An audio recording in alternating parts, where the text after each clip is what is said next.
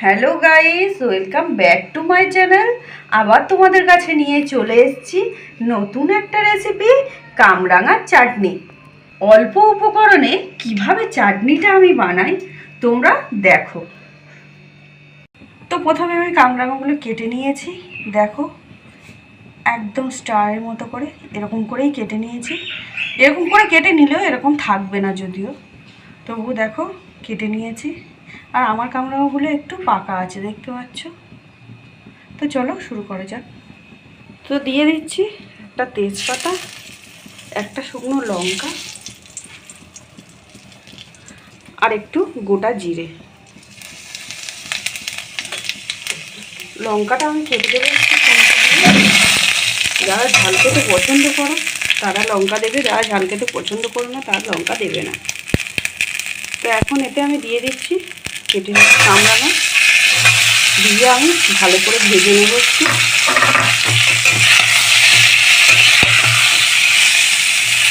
কামরাঙাটা দিয়ে ভালো করে ভেজে নেব। এখন ভাজার জন্য ছেড়ে দেবো কিছুক্ষণ পর পর একটু করে নাড়িয়ে নিতে হবে, আবার ভাজার জন্য ছেড়ে দিতে হবে। তো এখন আমি দিয়ে দেবো হলুদ অল্প করে, লবণ দিয়ে দেবো অল্প করে, দিয়ে আমি একটু নাড়িয়ে নেব। ভাজাটা প্রায় হয়ে এসছে, আর একটু ভাজা হওয়ার জন্য আমি ছেড়ে দেব। তো কামরাঙাটা আমার ভাজা হয়ে গিয়েছে, এখন আমি জল অ্যাড করে দেবো এতে।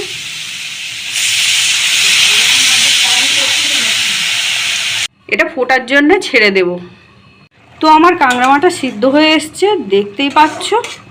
এখন আমি বাটিতে নিয়ে নিয়েছি প্রায় 300 গ্রামের মতো চিনি। এই চিনিটা আমি অ্যাড করে দেব।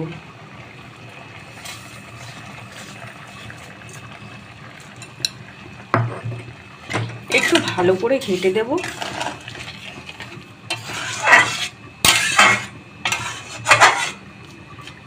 ফোটার জন্য ছেড়ে দেব। চাটনিটা হয়ে গিয়েছে, এখন আমি নামিয়ে নিচ্ছি।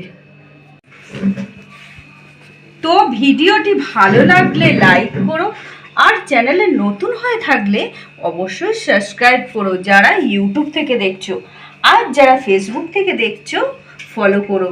তো আজকের মতো এটুকুই থাক, আবার ফিরে আসছি নতুন একটা রেসিপি নিয়ে। ততক্ষণের জন্য টাটা।